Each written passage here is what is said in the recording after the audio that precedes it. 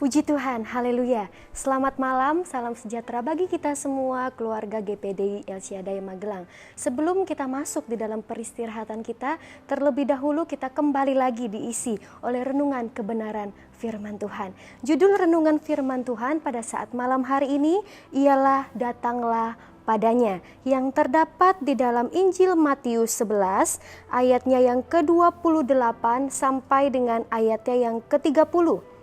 Matius pasalnya yang ke-11, ayatnya yang ke-28 sampai dengan ayatnya yang ke-30. Saya akan bacakan kebenaran firman Tuhan. Marilah kepadaku semua yang letih lesu dan berbeban berat, aku akan memberi kelegaan kepadamu. Pikulah kuk yang kupasang dan belajarlah padaku, karena aku lemah lembut dan rendah hati, dan jiwamu akan mendapat ketenangan. Sebab kuk yang kupasang itu enak dan bebanku pun ringan. Puji nama Tuhan. Bapak Ibu yang diberkati oleh Tuhan, ini merupakan suatu ajakan juru selamat kepada bangsa Israel. Dan di sini dikatakan, marilah datang kepadaku semua yang letih lesu dan berbeban berat. Mengapa dikatakan letih lesu dan berbeban berat? Karena saat itu orang banyak dibebankan untuk melakukan hukum Taurat.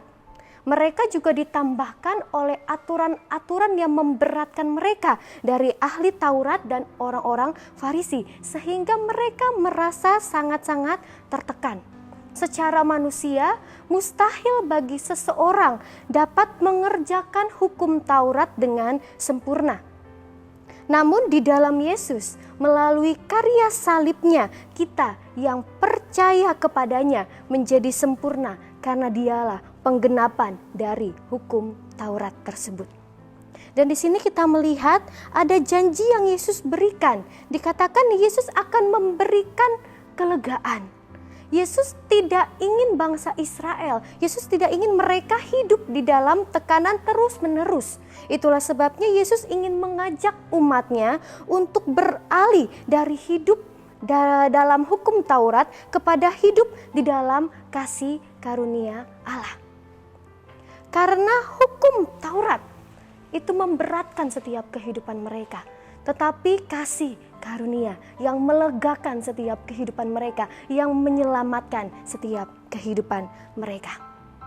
Bapak Ibu Saudara diberkati oleh Tuhan, kalau dulu mungkin orang diberatkan oleh mengerjakan hukum Taurat, tetapi di kehidupan kita saat-saat ini juga ajakan berlaku bagi kita semua, orang-orang yang percaya kepada Tuhan. Dan saat ini kita tidak lagi dibebankan untuk melakukan hukum Taurat, tetapi letih lesu dan berbeban berat saat ini juga bisa saja berbicara mengenai pergumulan hidup, permasalahan, persoalan yang kita hadapi, bahkan sakit, penyakit yang kita hadapi. Dan atau mungkin seperti saat-saat ini, bagaimana dunia digemparkan oleh adanya satu keadaan yang mungkin secara manusia kita khawatir, secara manusia kita takut. Dan itu mungkin memberatkan, melemahkan setiap kehidupan kita. Dan itu sebabnya Tuhan ingin memberikan kita kelegaan. Karena Tuhan tidak ingin kita selalu hidup di dalam beban yang berat. Tuhan tidak ingin kita terus-terusan letih lesu dan berbeban berat. Ada satu janji yang Tuhan berikan untuk Dia memberikan kelegaan di dalam setiap kehidupan kita. Dan kelegaan ini kita dapatkan apabila kita meresponi ajakan Yesus untuk kita datang kepadanya. Lalu Bapak Ibu Saudara yang diberkati oleh Tuhan, hal-hal apa saja yang perlu kita lakukan ketika kita menerima ajakan dari Sang Juru Selamat untuk datang kepadanya? Kita melihat di dalam ayatnya yang ke-29, Matius 11 ayat yang ke-29, dikatakan firman Tuhan, pikulah kuk yang kupasang dan belajarlah padaku, karena aku lemah lembut dan rendah hati, dan jiwamu akan mendapat ketenangan. Yang harus kita lakukan ketika menerima ajakan dari Sang Juru Selamat, yang pertama yaitu pikulah kuk. Kuk adalah sebuah papan kayu yang memiliki dua lengkungan di atasnya yang bisa dipasangkan pada hewan ternak. Dan kita akan melihat manfaat-manfaat dari kuk. Yang pertama, kuk dapat meringankan setengah muatan. Tanpa kuk, seekor sapi itu harus menanggung beban muatannya itu sendirian. Tetapi dengan dipasangkan kuk kepada 2 ekor sapi, mereka bisa menarik muatan bersama-sama. Dan beban mereka tidak lagi mereka tanggung sendiri, tetapi mereka menanggung muatan beban itu setengah-setengah. Dan yang kedua, manfaat dari kuk ialah kuk sebagai alat pengarah jalan. Kuk memiliki lengkung yang kuat dan itu diletakkan di atas pundak sapi sehingga pembajak dapat mengarahkan arah jalan dari sapi tersebut, sehingga sapi ini tidak salah jalan karena ada yang mengarahkan jalan, tidak menyimpang dari jalan yang dituju. Dan dari sini kita melihat memikul kuk di dalam setiap kehidupan kita. Berarti ketika Tuhan memasangkan kuk itu di dalam setiap kehidupan kita, itu berarti kita harus taat kepada Dia. Kita harus bekerja untuk Dia. Tetapi dengan waktu yang sama juga, Dia bekerja juga bersama-sama dengan kita, dan Dia sebagai pengarah jalan di dalam kehidupan kita, dan Dia mengendalikan setiap kehidupan kita. Jadi kita melihat di sini ketika Tuhan memakaikan kuk kepada kita, Dia juga Allah yang bekerja bersama-sama dengan kita dan ada berjalan bersama-sama dengan kita, dan Dia mengendalikan setiap kehidupan kita. Itu yang pertama, pikulah kuk. Dan yang kedua, mengapa apa hal-hal yang harus kita lakukan ketika kita menerima ajakan dari Sang Juru Selamat. Yang kedua dikatakan, belajarlah kepada Yesus. Ketika kita menerima ajakan, ini merupakan suatu kesempatan yang besar bagi setiap kehidupan kita untuk kita belajar langsung dari pribadinya. Mengapa kita perlu belajar pada Yesus? Di sini dikatakan karena aku lemah lembut dan rendah hati. Yang pertama, karena Dia lemah lembut. Di dalam kelemah lembutannya, Ia punya kemurahan.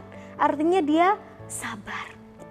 Lalu yang kedua dikatakan, Dia juga pribadi yang rendah hati. Bagaimana Yesus mau mengajarkan kita dari dasar sampai pada akhirnya kita mengerti. Pribadi Yesus yang lemah lembut dan rendah hati. Lalu bagaimana cara untuk kita belajar pada Yesus? Yaitu dengan cara kita, saya dan saudara mengikuti setiap teladan-teladan Yesus. Dan di saat kita mau belajar untuk mengikuti teladan Yesus, Dia Allah yang membimbing setiap kehidupan kita, sehingga kita tidak perlu khawatir. Dia Allah yang terus menuntun setiap kehidupan kita. Itulah sebabnya dikatakan jiwa kita akan mendapat ketenangan. Karena Dia Allah yang bersama dengan kita, Dia Allah yang membimbing kita, Dia Allah yang terus mengajarkan kita sampai pada akhirnya kita mengerti. Itulah sebabnya kita bersyukur punya Allah seperti Dia. Dan biarlah kita menerima, meresponi ajakan Yesus untuk datang dan belajar kepadanya. Dan di dalam ayat yang ke-30, Bapak Ibu Saudara yang diberkati oleh Tuhan, kita melihat dalam ayat yang ke-30 dikatakan, sebab kuk yang kupasang itu enak dan bebanku pun ringan. Di sini kita melihat ada jaminan yang Yesus berikan. Dikatakan, sebab kuk yang kupasang itu enak dan bebanku pun ringan. Ketika kita sudah belajar seperti Yesus, maka sekalipun kita berjalan sambil memikul kuk, itu akan terasa enak dan ringan karena Dia Allah yang bersama-sama dengan kita. Dia Allah yang berjalan bersama-sama dengan saya dan saudara. Sehingga kita merasa menanggung beban itu secara ringan karena Dia Allah yang beserta dengan setiap kehidupan kita. Itulah sebabnya Bapak Ibu Saudara diberkati oleh Tuhan, marilah responi ajakan dari Sang Juru Selamat untuk datang kepadanya. Apapun keadaan dan kondisi kita saat-saat ini, marilah kita datang kepadanya. Karena di dalam Dia kita mendapat kelegaan.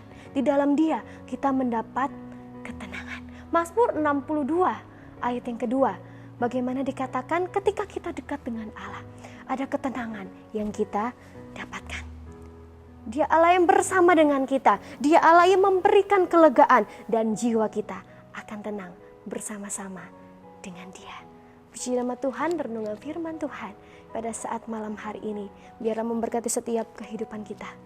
Biarlah kita menjadi pribadi-pribadi yang mau meresponi setiap ajakan Sang Juru Selamat untuk datang kepadanya.